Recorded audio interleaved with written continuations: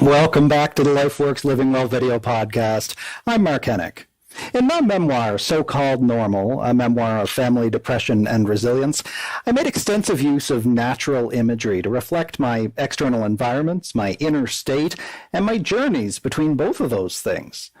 The sense of place in my memoir, and therefore in my memories themselves, it was just as much a character as any individual person that I wrote about. One place that carved itself especially well into my mind, especially deeply, it was a stream in the middle of the woods.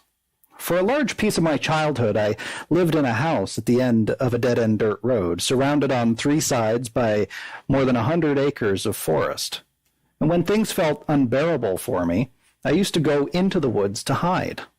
I had a regular spot on an embankment near a small stream that wound itself through the trees, and I'd sit there by that stream watching the water until things seemed to make sense again in my life, or at least in my mind. I wrote about one moment in particular, during one visit. I'd like to read it for you today. I don't usually do this. I haven't done this before on this show, but I'd like to do it today. As I was sitting there by that stream in the woods, I noticed the sun. I felt the warmth shine through the leaves above me, on my shoulders, and then, when I looked up, the sun on my face. I closed my eyes.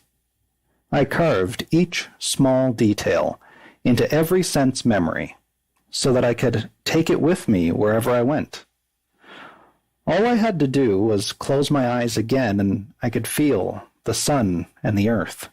I could smell the pine and moss, hear the trickling water, and see the stones beneath it.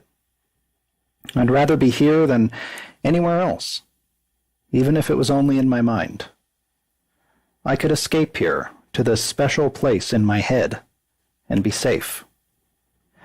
This place understood me in a way I didn't yet know I needed to be understood. To help me understand that place a little bit better today, I'm joined by internationally recognized expert on the nature-health connection.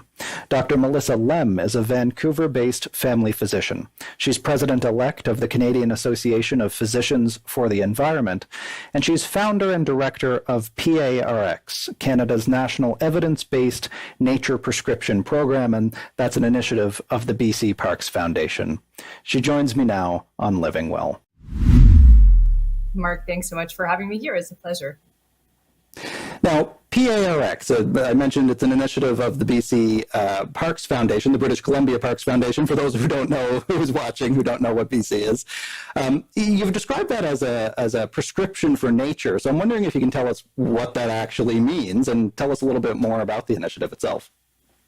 To write an actual prescription in general, you need a few things. So number one, you need the thing that you're prescribing, which is often a pharmaceutical, or in our case, a behavioral intervention.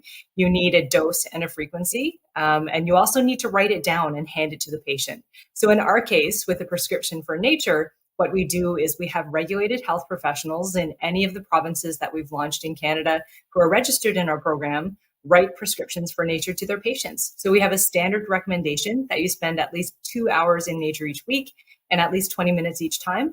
And then the prescriber goes through the patient's different abilities, where they may be, what access to nature they may have, and how they might be able to incorporate it into their everyday lifestyle. And then they write those recommendations down and hand that piece of paper to the patient. And then what's also important is following it up at the next visit and the next visit to make sure that they're actually filling their prescription. So what kind of conditions would you normally call for prescription to nature? Mark, I think a better question is what condition isn't made better by nature, right? So there is a huge variety of different health conditions that can be made better by nature time. I think this is really well highlighted in a 2018 meta-analysis that looked at a variety of conditions, from prenatal outcomes to chronic disease like cholesterol issues, diabetes and high blood sugar, to eyesight in children. And then other meta-analyses have looked at mental health conditions as well in people. And they show almost across the board, spending time in and around nature is one of the best things that we can do for our health. I'm wondering how much credibility this has among other physicians. You know, if you were to prescribe somebody to spend more time in nature, would that be taken seriously by other doctors? And would you be seen as a physician as doing, you know, your I don't know what it's called in the medical profession, but your due diligence of essentially of helping that person? You know what's interesting is I feel like within Canada anyway, this idea of nature prescriptions has almost become mainstream. So first of all, in 2019, nature prescriptions were named one of the top 8 global wellness trends in the world. We launched Nature Prescriptions PaRx with the BC PaRx Foundation in November 2020. And then since then, we're about a year and a half later now. Over 8,000 regulated health professionals across Canada have registered in our program. And the majority of these are physicians. And this includes over 5% of all practicing doctors in the country.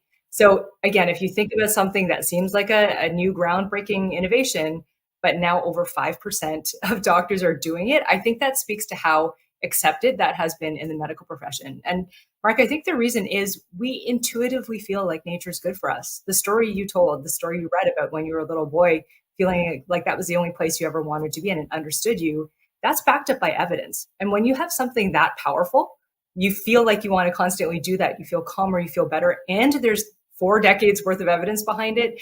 I mean, why wouldn't doctors be prescribing it, right? There's basically no downside. Yeah, well, I want to unpack two of those things. You mentioned the benefits and you mentioned the evidence. Let's start with the benefits to the patient. Okay, so you can calm down by, in my case, I would use it to calm down. What are some of the other benefits that you notice that patients are reporting? Well, I mean, let's go back to kind of the ideas about why nature is so good for our brains. So it really restores your powers of conscious attention. And that's something we really have a lot of problems with in urban settings where there are lots of hard edges, lights, traffic, crowds, things that constantly have to force us to focus our attention to navigate around them. Whereas when you spend time in nature, it's this source of soft fascination. So it's interesting, but it doesn't require you to constantly focus. And what that does is it replenishes your powers of attention and reduces that fatigue and irritability. And so when you're less stressed, that reduces the primary stress hormone called cortisol.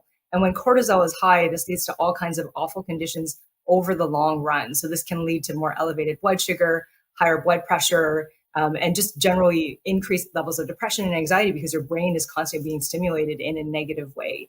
And so if you take away all those negative things, what you're left is with a better sense of well-being. But a lot of it does come down to that cortisol drop. Something else that's really being explored lately is this concept or this chemical called phytoncides. And these are volatile organic compounds that are released by plants and trees. And studies in vitro, like in the lab and in real humans, have shown that when people are exposed to these compounds, it actually boosts their immunoproteins and their natural killer cells, which fight off viruses and bacteria. So from what your eyes are seeing to what your ears are hearing and what you're smelling even, nature is really good for us from our heads to our toes. So now, why would do you think a doctor would want to consider nature to either stimulate the release of some of these hormones or neurotransmitters or whatever, as opposed to more, or what's come to be known, I guess, as more conventional Western treatments, medication essentially? Why is this a better option? Well, I want to clarify that usually we don't say prescribe nature instead of medication. Usually we do prescribe it as a lifestyle intervention as an adjunct to medication. But I would say in mild cases of depression, for example, or mild cases of, say, pre-hypertension or where your blood pressure isn't sky high yet, it can be part of a group of different lifestyle interventions to improve your health. So we like to say in our program that nature time should be the 4th pillar of health, just as important as healthy diet, exercise, and sleep at maintaining a healthy lifestyle. And I think the evidence really backs that up. Now, I like a nice walk in the park too, or a hike in the woods, but I also consider myself to be a really evidence-based analytical person. So what does the science say about prescribing nature as even an adjunctive or lifestyle treatment? That is a really good question. And I would say that's where the evidence isn't as well defined because nature prescriptions are a pretty recent phenomenon. They've only been around for just over a decade. They started as a grassroots initiative in the US and are now spreading, thankfully, worldwide. So there haven't been a lot of, say, randomized controlled trials or even trials done on nature prescribing in particular. But some of the early evidence shows that prescribing nature, along with having someone in the community like a social connector to connect people to, say, walks or group activities, is effective. But we haven't really quite unpacked what all the effective components are within that whole process. And in fact, we're partnering with a number of international academic institutions to look into this very question. What aspects of the nature prescription are effective? Right now, we're mostly relying on the exercise prescription literature, which does tell us that when you write something down and when it comes from a trusted healthcare professional, you are more motivated to complete that intervention and follow that advice. But yeah, the evidence around nature prescriptions themselves is not quite as defined. But that's, I mean, science is a process, right? This is how we get to that place. So, let's get down to the application. You mentioned a little bit about the protocol at the top around 20-minute, I think you said, exposure. So what does a typical treatment or exposure protocol look like here? What are people actually doing? It is very self-defined, which is the nice thing. So we do have that standard recommendation that you spend at least 20 minutes in nature each time. So your nature pills should be at least 20 minutes for the biggest cortisol drop. And that's based on a study that came out in 2019, looking at people's salivary cortisol levels after they spent at least 10 minutes in a nature experience that felt meaningful to them. And so what they found was between that 20 and 30-minute mark was when the cortisol drop was the most efficient or the most steep. So if you want the biggest bang for your buck, you're, a busy urban kind of person or someone who has a lot in their schedule. If you want to maximize your cortisol drop, go for that 20 to 30 minutes. Sorry, I've lost my train of thought about that question. I was talking about cortisol. I'll ask it again. Yeah, no, well, so this idea that we have these 20-minute exposures, and I imagine, especially coming off of a little bit of a discussion around the evidence, that you have to formalize it a little bit, right? There probably, in order to research it, you would have to have some sort of structure or protocol to test, unless it's a qualitative type of research, right? Right. Well, I want to bring it back to that definition of what a nature experience is. And the nice thing is that in many cases, it's self-defined. So if you feel like you've had a meaningful nature experience, you can get those benefits. So it could be in your backyard, in your garden, if you're lucky enough to have one. It could be in a community park at the corner of two streets. It could be also like what we have in BC in front of the beautiful ocean or in the old growth forest. So the nice thing is that the evidence does show that if your brain feels like you've had a self-defined nature experience, that you can reap the health benefits. Yeah. Now I can hear a voice in my mind saying that anybody can do any of these things already anyway. So why does having a doctor prescribe something to you, something that you can do on your own, why does that make a difference?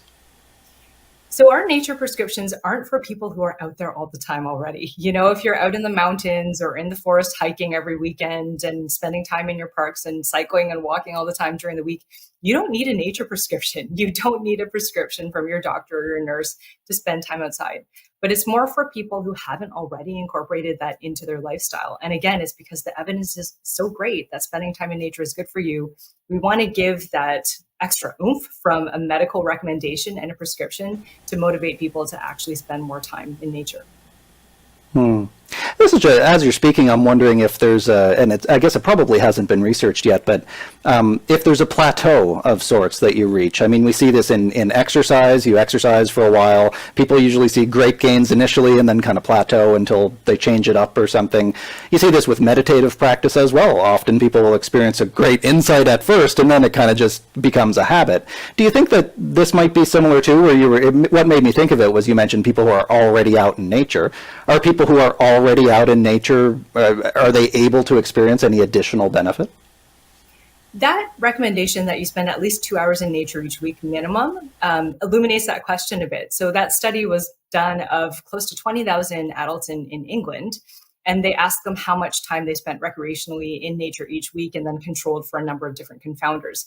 And what they found was that after the 120-minute mark, which was the significantly improved health and well-being mark, the benefits continued to accrue to them until the 200 to 300-minute mark. So when you're hitting 5 hours a week is kind of when the benefits stop increasing, So that's why we say at least 2 hours, and really there are benefits beyond that. But once you head beyond 5 hours a week, according to that study, you're not going to see that much more improvement. But of course, if it's making you feel better, if it's motivating you to be outside and be active, I'm not going to tell you to cut it off at 5 minutes or 5 hours. I want you to continue spending as much time outside as you like. Well, and I think this kind of relates into what I'm thinking next here, too. I mean, you're in Vancouver, which, although is a big city, of course, it's not really that far from some pretty spectacular displays of nature. So what about people living in areas where such sites aren't really so accessible? Can you still access the same benefits if the jungle that you live in is a concrete jungle instead of an actual natural one? I want to tell you an interesting story. I've spoken with some first responders who actually fight fires here on the West Coast. We've had these incredibly awful wildfire seasons for the past few years because of how climate change is driving global heating. And and I've been speaking with some different firefighters who are actually nature therapy guides as well. And they've been telling me stories about how, after 9/11, for example, in New York, one of their first responders was walking along the sidewalks, was starting to feel stressed, like a panic attack, and then looked around for something green and saw like a blade of grass, a weed coming up between two like a sidewalk crack, and stopped and focused on it and felt reconnected, even in this really highly stressful situation where they were remembering the trauma of what happened before. And so that's kind of an extreme example. Hopefully most of us have more green in our environments. But again, if you can slow down, if you can connect to nature in your environment, whether it's plants in your home, even whether it's a favorite tree on your street, you can have those moments that will improve your health. And of course, it is far easier to have those moments of wonder and those moments of connection when you have more nature in your environment. And I think that's why it's really important. Another important component of our program is advocating to government, to decision makers, to make sure that everyone has the same access to nature so we can all experience those health benefits. I saw a video just scrolling mindlessly through my Facebook feed, so I wasn't even in real nature, but I saw this little video of Sir David Attenborough talking on the BBC about weeds in nature, and it was what you said just reminded me of it. And there's wonderful videos of how weeds are so resilient and will spring up even in the harshest circumstances. And it's just a nice little burst of nature, even for me, looking at my screen to see that happening.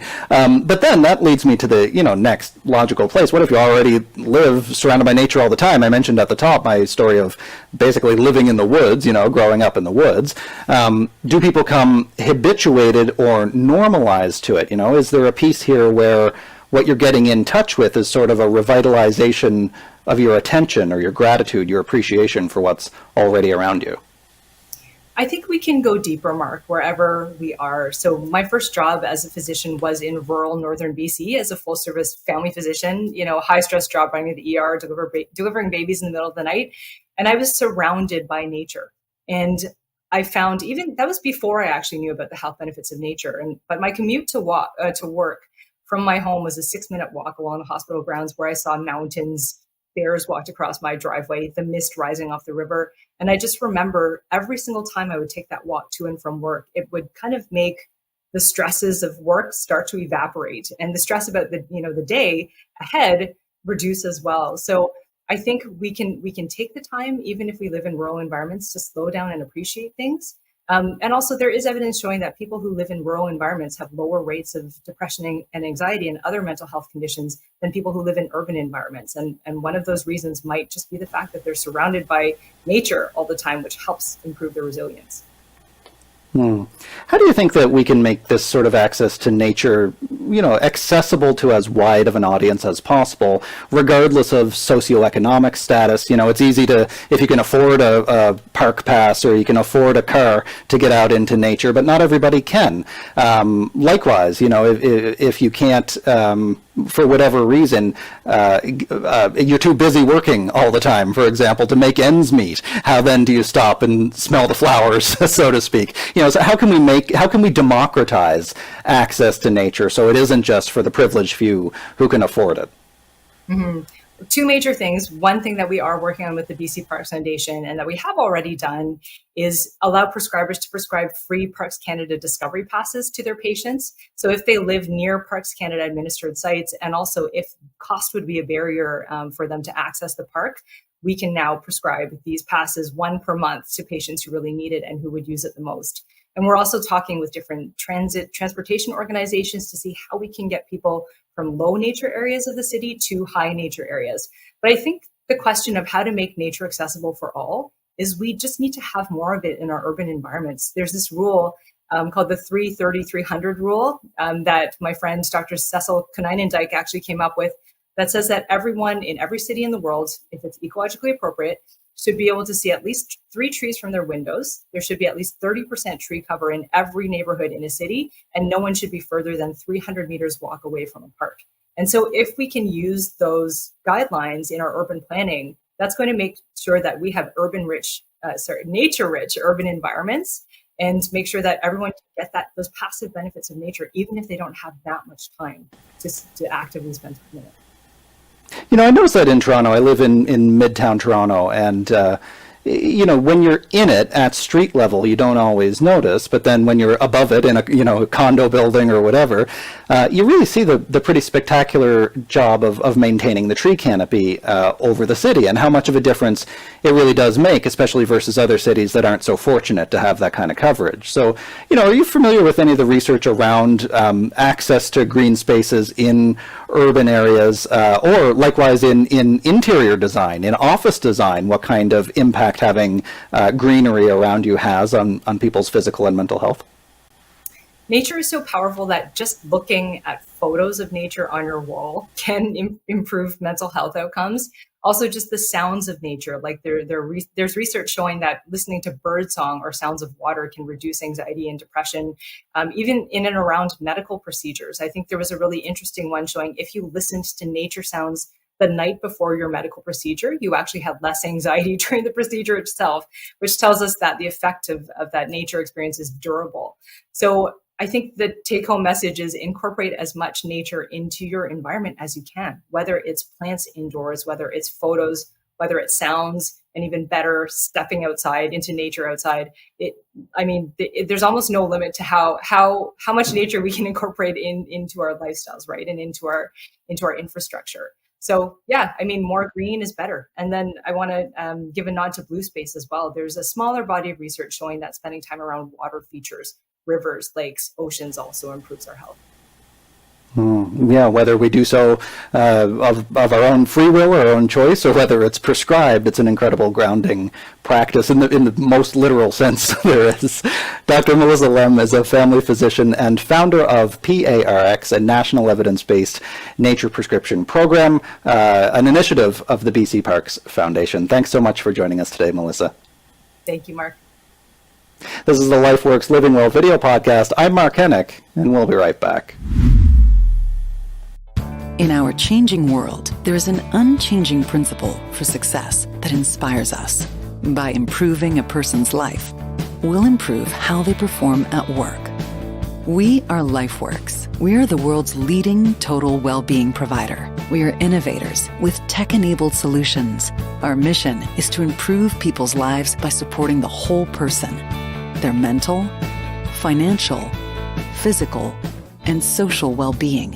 These people are the heart of successful organizations, leading these organizations to a more resilient future and making a real difference in the world and in our communities.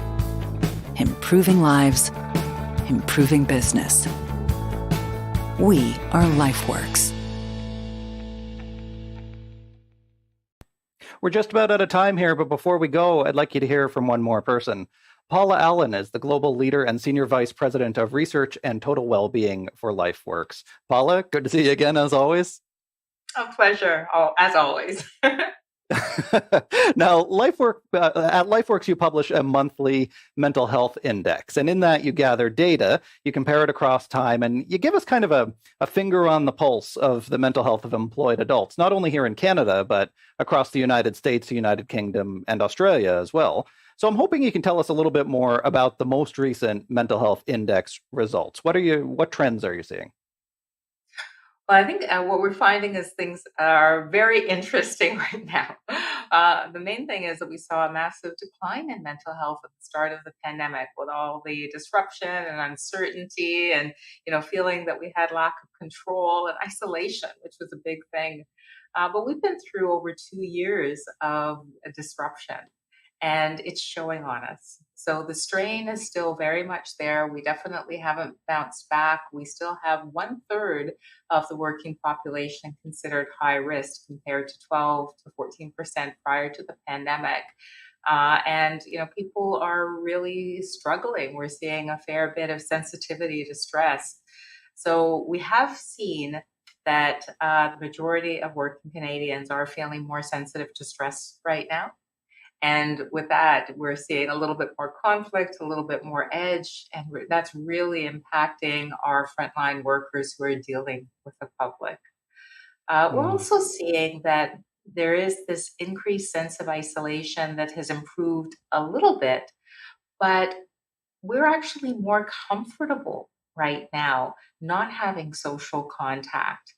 And that's a bit concerning because we know that social support and having other people and having that sense of connection and belonging and shared experiences, that actually is a huge buffer to stress.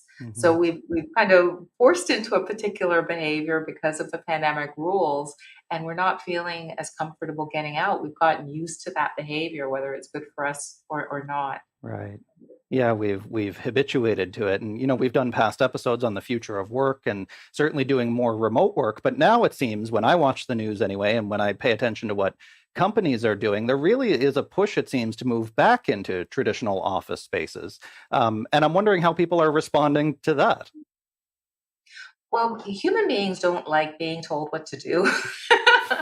We don't like feeling that we have any control taken away from us. And even though that's not the intent of wanting people back into, congregate settings, some people are responding quite negatively to that. Some people have developed lifestyles that are very different than what is compatible with being in a workplace. And I think it'll be interesting to see over time how this works out. We've seen some organizations take this challenge and manage it wonderfully by using it as an opportunity to look at ways to be flexible, not just, structured hybrid work, but true flexibility on an individual level. So negotiation on a one-to-one level, on a team level, working out what's best for the individual and what's best for the organization. And other organizations, there's been a lot of polarization. So I think we're going to learn from the ones that are doing this well. And yeah, things have changed. But one thing that I would say is, even as wonderful as flexibility is, even as logical as sometimes working from home is, we do need to stay connected to one another. And we have to figure Mhm. out how to do that, even if we're not face to face, because that kind of lack of connection, that kind of strain from not having a sense of belonging is showing itself in people's well being and in their intention to resign.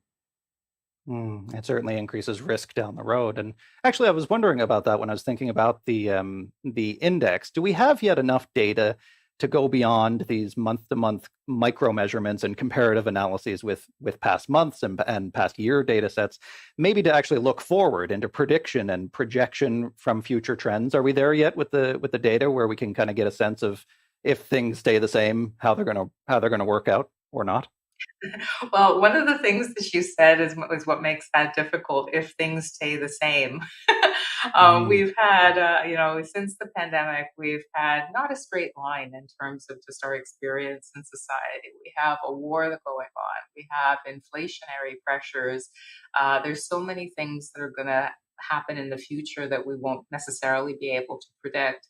I think the one thing that we do know, though, is that with this 2 years of strain, with the impact that it's had on the population, it will be quite some time before we get back in terms of the mental health and resilience that we had even before the pandemic. And when you think mm. about it, this was pretty traumatic on a societal level. And when you go through anything that is traumatic, even if the issue is gone, even if we don't have COVID, if we don't have restrictions, it takes a while for us to heal. So that's one thing that I would say, is that there won't be an immediate bounce back. But part of the reason we do the index is to make sure that we're very sensitive to other things that are happening, and that we look at who's doing well, who is not doing well, what are the things that work, what are the things that don't work. So it allows us to learn in real time. And to keep the support level high as well, especially when we know it's going to be particularly needed. Very good. Thank you very much. Paula Allen is the global leader and senior vice president of research and total well-being for LifeWorks. And the LifeWorks monthly mental health index is available now at lifeworks.com. Thanks again, Paula. A pleasure. Well, that's it for us this week on Living Well. Many thanks to all of our guests today, and thanks to you, as always, for listening. Make sure that you like and subscribe to the show wherever you're getting it: YouTube, Apple Podcasts, Google Podcasts, Amazon Music, Audible, Spotify, iHeartRadio, and just about everywhere else. You can go back and check out all the episodes from our 3 seasons so far on any of those platforms, as well as at livingwellpod.com. You can connect with me directly on Twitter, Facebook, Instagram, LinkedIn, and YouTube at Mark Hennick. I stream all the video from all of our episodes there, so let me know what you thought about the show in the comments section. If you found it helpful and inspiring, please share the episode with your friends and your social networks. Thanks again for sharing some of your day with us today. Until next time, I've been your host, Mark Hennick. Take care and live.